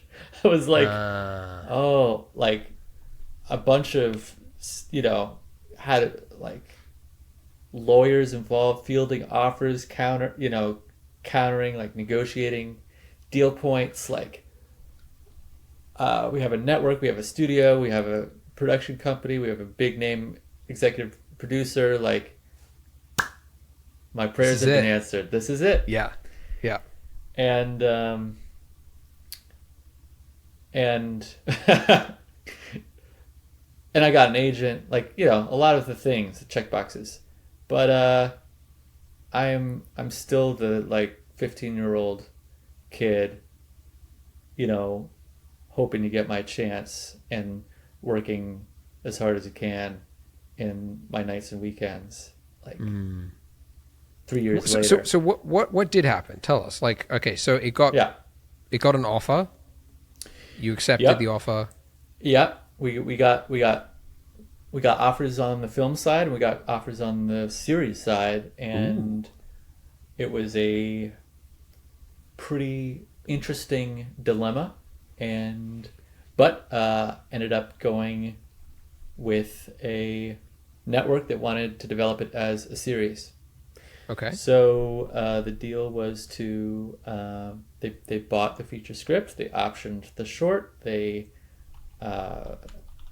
basically commissioned an adaptation of the feature into a pilot and a Bible for a series. And 2 months later, a pandemic broke out. I don't, we're in development. I don't I don't know how much it affected us, but at least psychologically, it's like for the last 2-3 years, I've been in a hole in development, and there have been lots of fits and starts. There have been attachments, basically we got to a point with our first draft, like so many things that had to be written, character profiles, story areas, outlines, multiple drafts of the pilot script. Before we were kind of told to put things on pause because they wanted to attach a showrunner, and that took the better part of a year. A showrunner is someone. Attachment. What do they do? Well, good question. Because I was pretty familiar with film structure, and what a writer, director, producer does on the film side. But in TV, a showrunner, which is not an official title, it's just kind of designation, it's kind of a mix of all things. They're part writer, they're part producer, and they're part director. But they're like the chief force that will push a project through, and typically has experience running shows. I don't even know. I've never worked in TV. I'm super green. I don't know anything. But I was like, can't I be a showrunner? I kind of know this world inside and out. Yeah. I've been directing. I worked at Pixar. Look at the short. Look, Jude Law. This is, again, it's like it's expensive. Like, this series would be an expensive series, not a cheap one. Right. So they're risking a lot. And they need an experienced writer at the helm who's made shows before. Makes total sense. Yeah. And I'm grateful. It was, it's part of the things Peacock? I had no. Yeah. Is that what it was going to be shown on? NBC? Yeah. Okay. And we signed with them before they even launched. We didn't know what it was going to be. But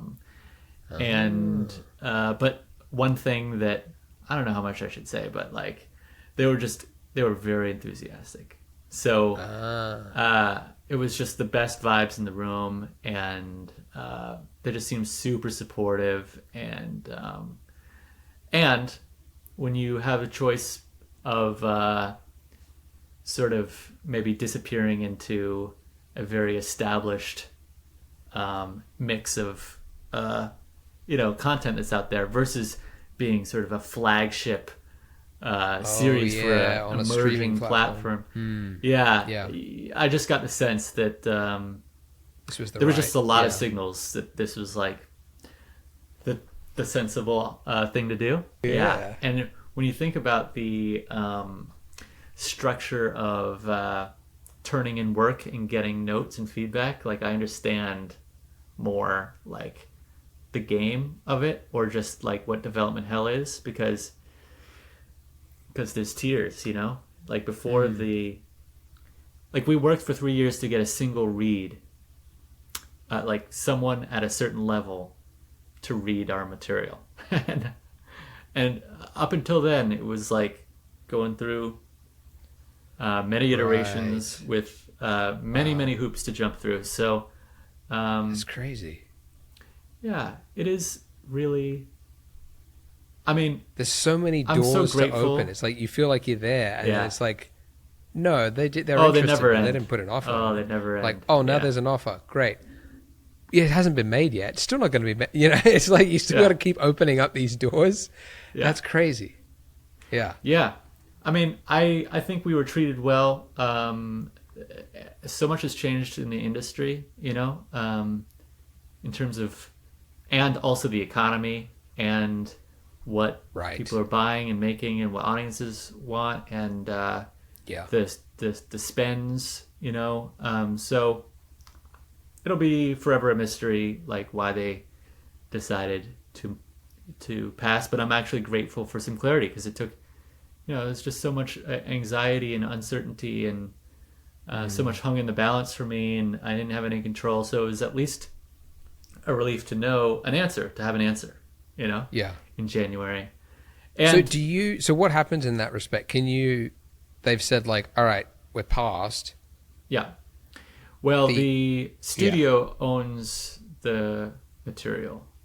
So they still own it, but they don't want to make it. The studio remains attached. So the studio and the network are different entities. Okay. I know. But the studio and the producers and myself and the showrunner, the intent is to pitch it around again. Now that we have all the materials we've developed, now we have a pilot script. Now we have a Bible. Now we have a pitch deck for the series. It's been through the process. Yeah. So, and a lot of shows, not a lot, but some successful shows have been passed on by their like home network or whatever, and then get bought and made by another one, and see the light of day. So it could very well happen. Right now, the writer's strike is giving me a break from this project that has really taken over my life. Why is that? Because you're striking? Oh yeah. Well, I'm a member of the guild now, and can't write, can't work for a studio, and technically, that's what's happening. I mean, it's been many years of writing work that doesn't feel. It doesn't feel like I'm working for the studio. It feels like I'm trying to get my passion project made. But technically that's what's happening. So we are pencils down till the strike is over. Okay. Yeah. I mean, completely switching gears. The writer's strike, I've read like parts of it, but like, what's that all about? It's just unpaid, like we just keep doing too much unpaid work? There's a few different components to it, and I'm not super like up to snuff on the negotiations or like all the talking points or that kind of thing. But essentially, streamers changed the name of the game, changed the industry in terms of how compensation works, how the whole structure of Hollywood and media and entertainment, like how it works. And residuals used to be a huge part of how a writer pays his rent, his or her rent. Like you've got a certain writing gig, but whatever you've written, can continue to result in a residuals paycheck for the next 20 years, depending, or whatever. And with streaming, those have gone away completely. That they don't publish. The structure is completely different. You don't make residuals from streaming. Interesting. Yeah. When someone clicks play on a series or film on Netflix, the creators don't know. The writers don't have any way of knowing. Yeah. So that's one part of it. There's been a shift of it's basically overall writers are just finding it harder and harder to make a living. And one thing just that I heard about, because again I haven't worked as a writer, or I don't know anything really, but like there used to be an order of a season would be a certain number of episodes and a certain number of writers would be in the writer's room and this sort of thing. And now the new trend has been mini rooms. So instead of hiring a full room, they're hiring half as many writers and for less time. So it's kind of a more work being forced out of fewer people and less money to go around. And there weren't like clauses and protections or standards that were enforced around those things. So I know that's another thing. I'm really, pretty outside my my knowledge, but there's also like AI concern. Oh, yes, I across heard about many this. different industries. But I think you know, it's interesting that it's now part of the conversation and part of the The demands. yeah. I mean, yeah, exactly. Like it's valid. ChatGPT is like freaking. It's pretty good. Pretty good at writing scripts. Oh no, no, but you know, it's like you can see where things are going.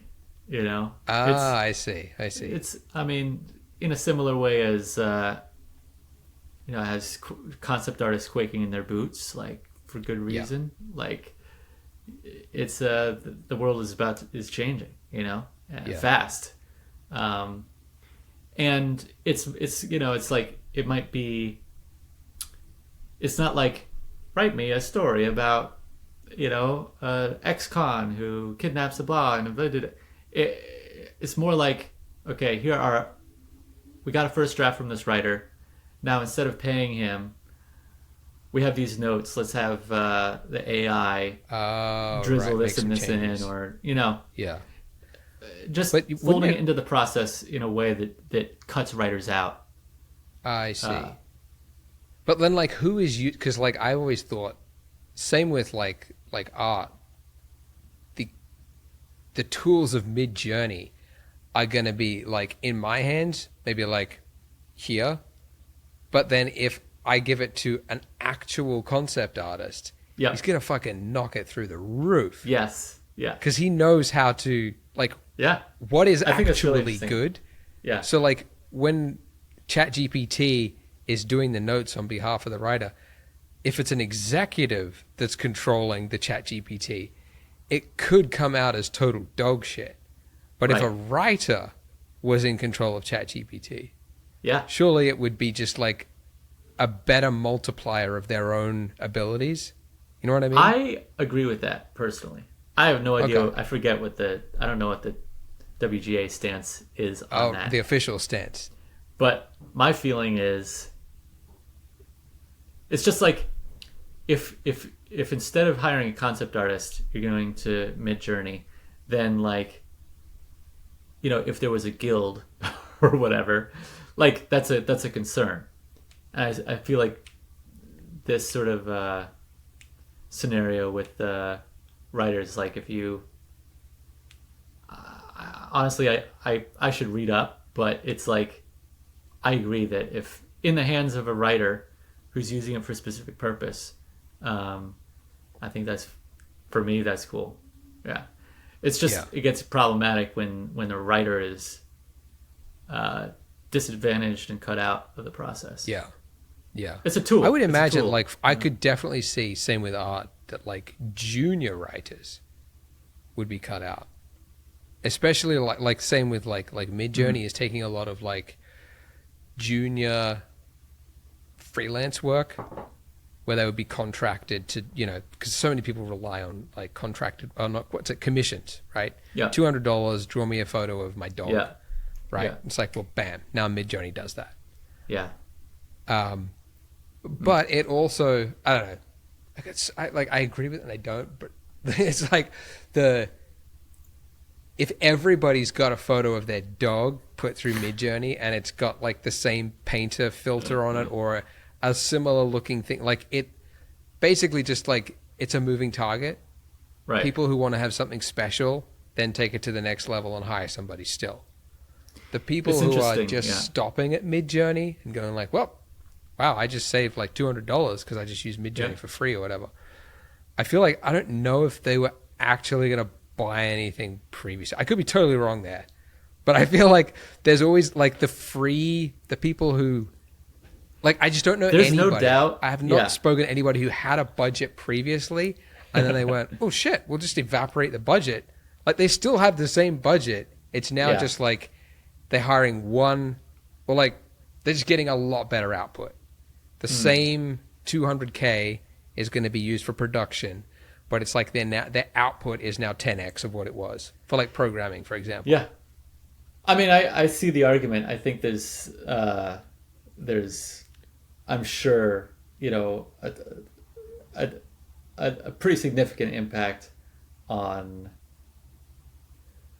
like, I think that there's probably a likelihood that people who are planning on spending money will still do so and get more out out of it, as you're saying. But I also think that, people, it's any place that you can see that you can cut corners or reduce costs, and like, people will take that opportunity. For sure, yeah. Yeah, and I don't know, it's interesting. I was thinking about sort of how the advent of photography changed the nature of traditional art. It used to be, Renaissance, and after, like, there was a verisimilitude, however that word is pronounced, that was like the gold standard, was kind of realism. Until a technology came around that looked a certain way, and suddenly it didn't make sense to embrace that as the visual like, art evolves in response. And that must have been a crazy Picasso. scary time for those painters. Yeah. When that camera rolled around, whew, can you imagine? like one click and the whole painting is done. Right. They must have been It's pissed. kind of a similar moment. Yeah. So the dog, like, the getting a painting done of your dog or an illustration, like, the results are from Midjourney are just mind blowing. Yeah. Just continue to astound me. But I think it's going to force artists who are crafting stuff by hand to react, to develop, to evolve visually, styles or sensibilities or decisions that offer something different. Like, what would the dog portrait look like that is truly, like, could not have been done by AI right now? Right. And this is like was a like conversation. a completely different style or interpretation than any other person would have logically thought of, right? Like, it's like pixel art, but it's in a hieroglyphic stylization, or like some sort of weird interpretation that is so bizarre that it's better than everybody else's. And in order to get to that stylization, you can't just be a layperson using Midjourney. You have to be a concept artist to know how to infuse two things that shouldn't go together, but they do. This conversation is stressing me out, man. Is it? Why is that? Well, yeah. I mean, there's just so many questions. It's just, AI freaks me out. I'm like, it's seductive and powerful and mind-blowing. Like, I never thought I would live to see the day that we're already living in, with between Midjourney and ChatGPT, which happened all in the last 6 months. I know. Like, it's wild. What the frick? I know. Shocking. It really is. Yeah. Yeah, it really is. And it's like a superpower. It's magic. And it's, I think, a turning point in human history. Like, this stuff, AI and what we're living through. It's impossible to know how it's going to impact us, but I guess it just sort of reinforces the new way that I'm trying to live my life, because so much of my pursuit as an individual has been, I got to differentiate myself. I've got to be the best. I've got to create in a way that no one else can, and like achieve, and blah, blah, blah. And if everyone can make movies, or, how do you be special? Well, you just be you. You just be your authentic self, and you just try to get through your day as joyfully as possible. And then it doesn't frickin' matter. Like, I really feel like for me, it's confronting the values that I've held on to so tenaciously my whole life, Like suddenly I have to live different. That's what AI is going to force us to live differently and to value things differently. And it's going to require a lot of generational deprogramming because we were brought into this world where the reality is one way, the reality is changing, and suddenly the things that we have been working towards is just like rug pull situation from under our feet. And it's really scary when you have to figure out how to make ends meet. I mean, that's where the rubber meets the road. How do we, as human beings, creators, creative people, artists, navigate this moment and the realities of the world without sort of compromising, without abandoning ourselves, and while still, supporting ourselves and doing the things that we love. Like frickin' hard. Like, I know. There's no, this is a lifelong struggle. Most everyone I know. And there's obviously tons of success stories to go around, but that's where the work is. That's where the magic happens. Is finding a way to do so authentically and with some semblance of joy. Yeah. No, it's that's the thing. Like I was at like Lightbox. In Pasadena. When was that? October? Anyway. Yeah, which was like a fucking lifetime ago. But like there was like students there just like walking around. Yeah. And they're like, oh, I really want to get into the industry. I'm here to like learn, like what do I need to do? And how does AI change everything? And I'm like, shit, man, wish I had some advice for you.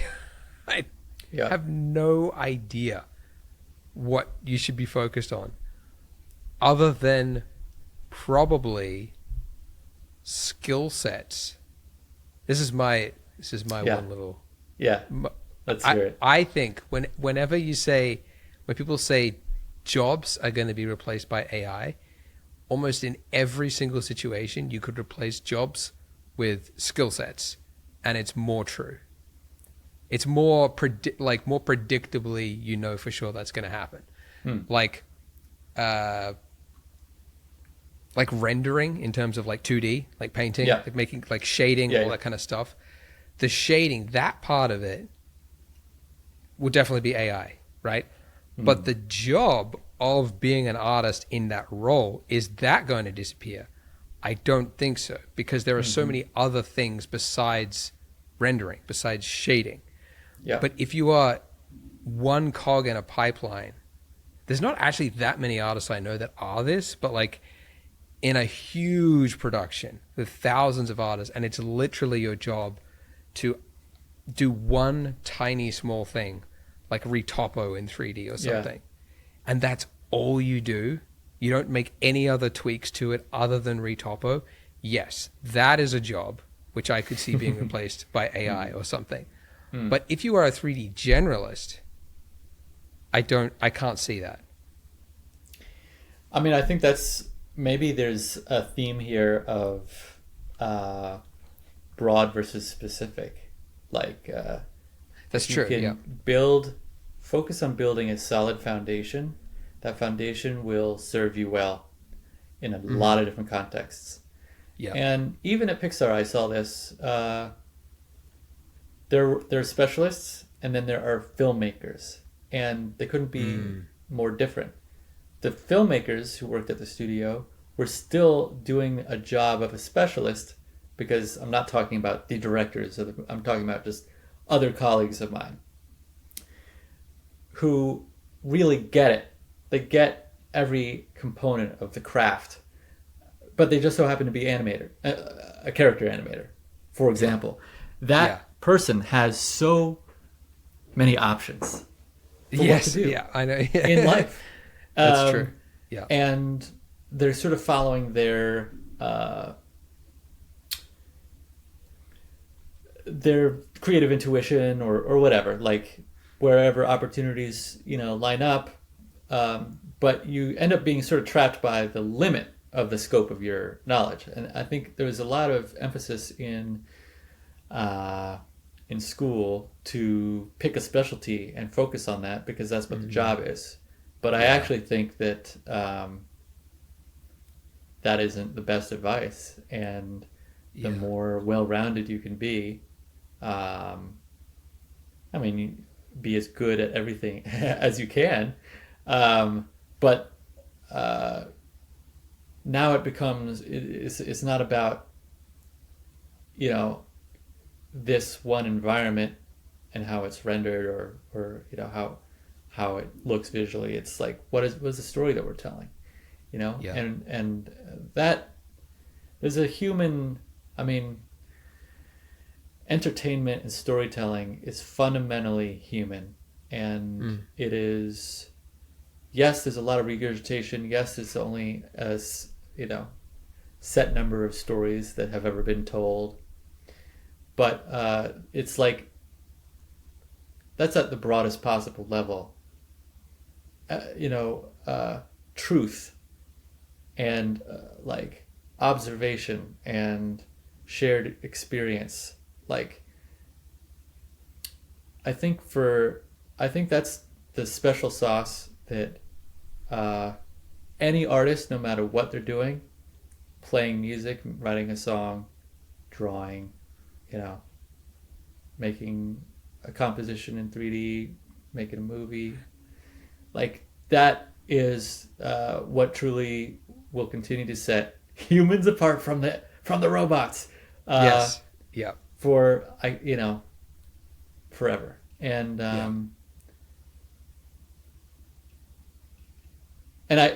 so I would agree that skill sets, maybe individual skill sets, are the most at risk. But if you build a solid enough foundation, then maybe you will have more options. And can evolve and grow. And I think it also is like, instead of chasing the job and the opportunity, like in a success third dimensional bent, like figure out what makes you happy, figure out what speaks to you, what drives you, because even if you end up not doing the thing that you want to do to pay the bills, maybe you found the thing that makes you happy and you can still integrate that as part of your life. Like, lots of different ways of being an artist in this world. And I have been doing a lot of letting go of the things that, like, I thought, like the future I thought I had, the future that I wanted, or the results that I've been like gunning for. Like, I have so little control, I'm 35. I thought I would have directed a feature by 30. That was seemed like a very rational goal. Back when I was directing Sintel, $500,000 animated short in Amsterdam at the age of 21, I was like, oh yeah, by 30 I'll have directed a feature, obviously. Definitely. Obviously. And I would still love to do that. That dream has not disappeared, but it's letting go of what I thought I wanted and being able to flow with the reality that presents itself, and do so gratefully, and actually feel like I'm learning and growing. Like, that's again, it's kind of what I'm trying to do right now in my life. But easier said than done, man. Yeah, definitely.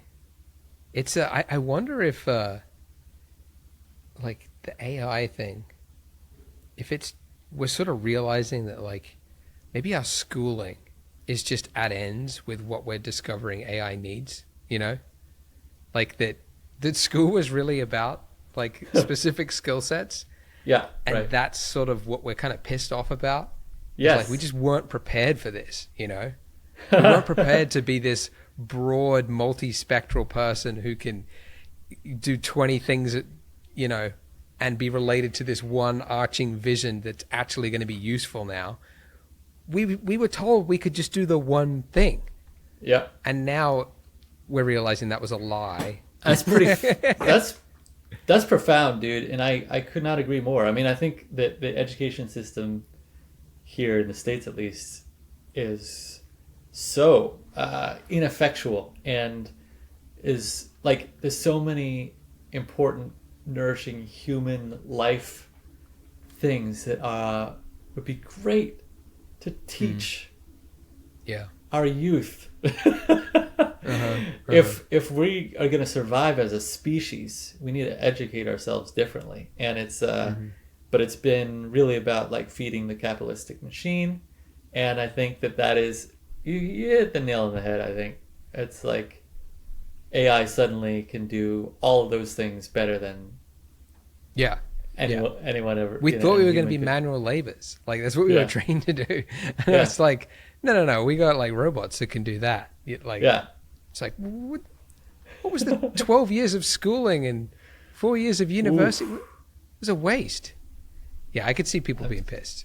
I'm dealing with, I still have a lot of sort of unresolved resentments about that shit, about school, and just I think there's so much waste, so much missed opportunity and squandered. You mean your potential. schooling or your university? All the above. Oh, I mean, all the above. Wow. Yeah.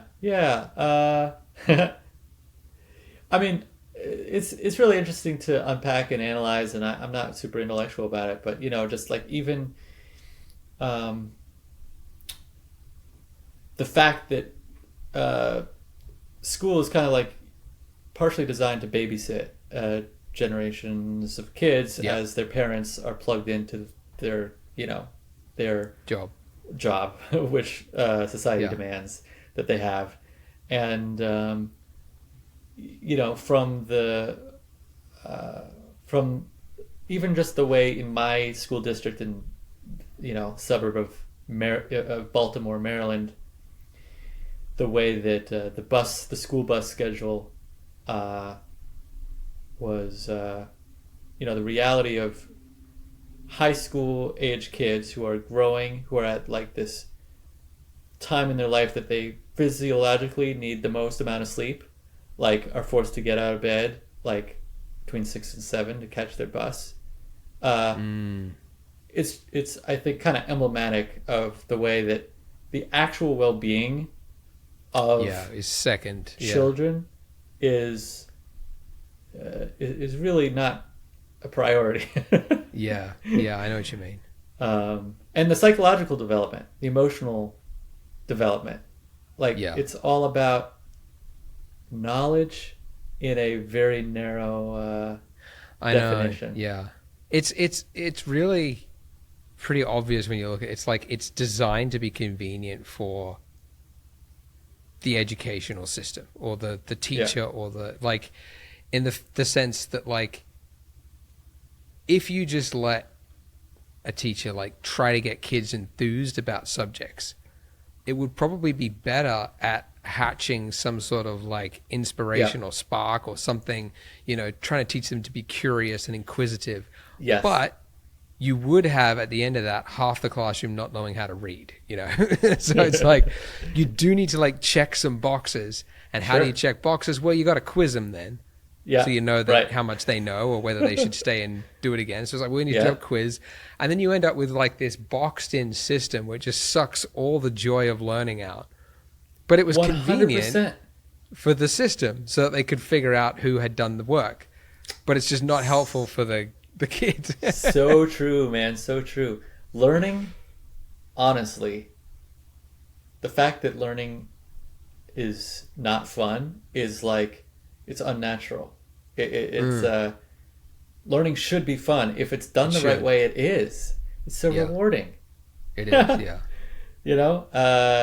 Curiosity, the fact that so much curiosity is just like sandpapered out of people through this sort of sad system. It's like, and I count myself among the those people, I'm starting to read again and take actual interest in things I don't know about, and I am going outside my comfort zone with some new hobbies and things, and it's like, wow, I'm kind of tapping into sort of this childlike, core part of myself that I think I've just denied, and I think that society at large, or a lot of external factors, have been sort of complicit in that,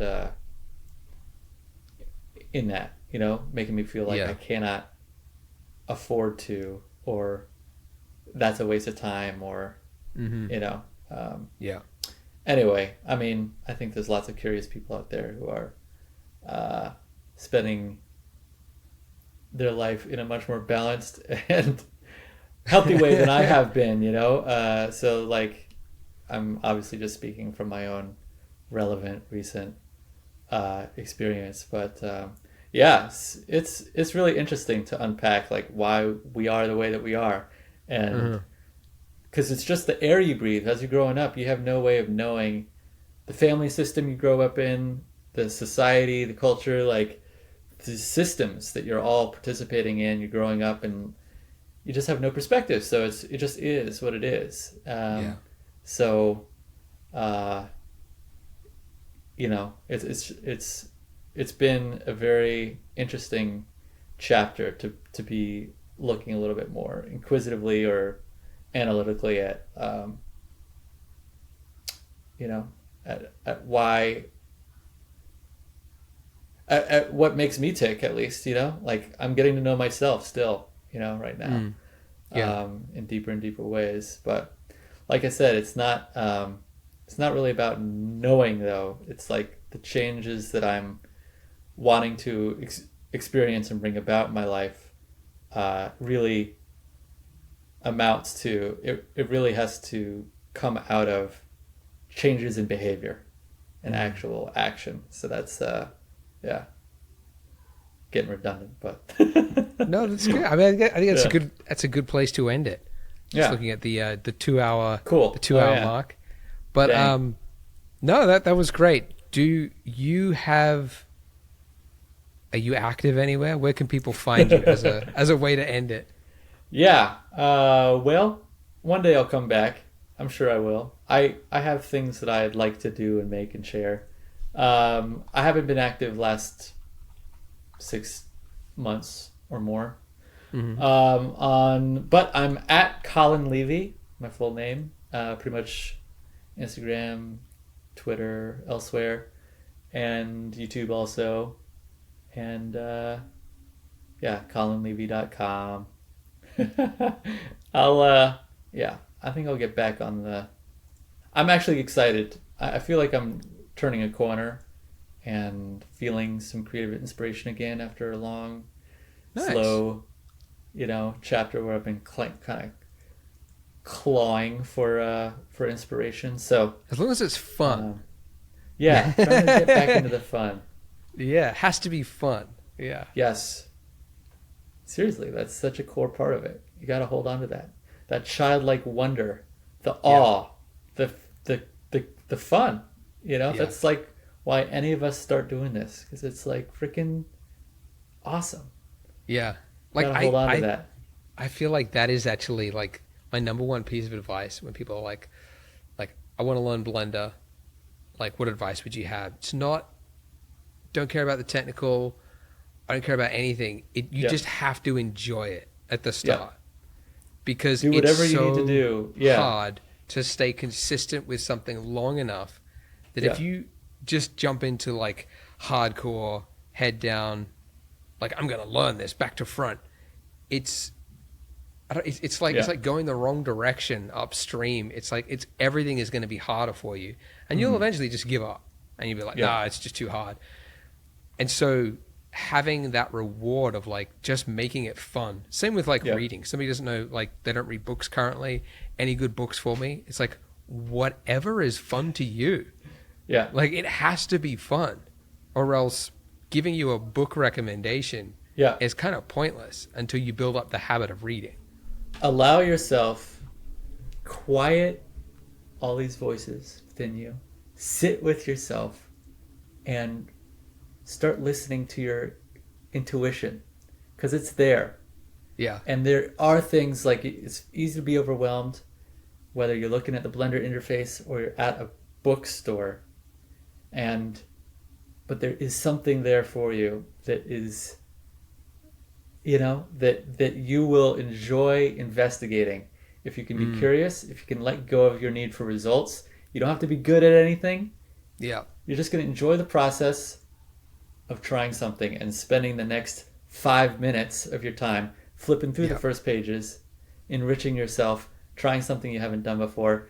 Like, that's really what you build everything else on, Yeah, exactly. Yeah. Yeah. Good. Said that.